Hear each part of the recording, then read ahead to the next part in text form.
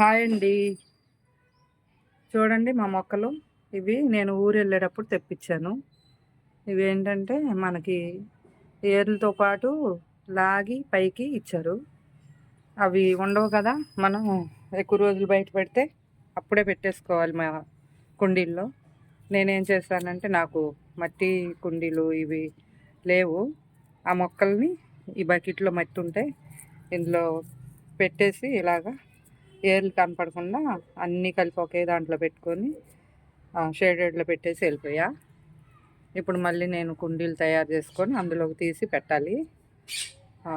అదే కవర్లో ఉన్నాయి అనుకోండి, నర్సరీ నుండి కవర్ ఇస్తారు కదా బ్లాక్ది, ఆ కవర్లో ఉంటే కనుక ఏదో ఒక మొక్క మధ్యలో పెద్ద టబ్బులో షేడెడ్లో పెట్టేసుకొని వెళ్ళిపోతే దానికి వేసే వాటరు కొంచెం వాటరింగ్ చేసేటప్పుడు ఈ కవర్లో కూడా వేస్తాం కాబట్టి ఆ మొక్క మనం వచ్చిన తర్వాత ప్లాన్ చేసుకోవచ్చు.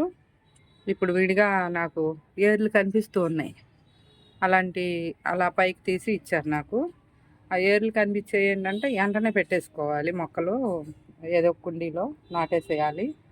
అయితే నేను ఊరు వెళ్ళాల్సి వచ్చింది, అందుకని మొత్తం కలిపి ఈ మట్టి కుండీలో ఎలా ఉంటే దాంట్లో కుచ్చేసి వెళ్ళిపోయా, షేడెడ్లో పెట్టేసి వెళ్ళిపోయా. ఇప్పుడు మళ్ళీ మనం మొక్కల్లో పెట్టుకోవాలి కుండీల్లో.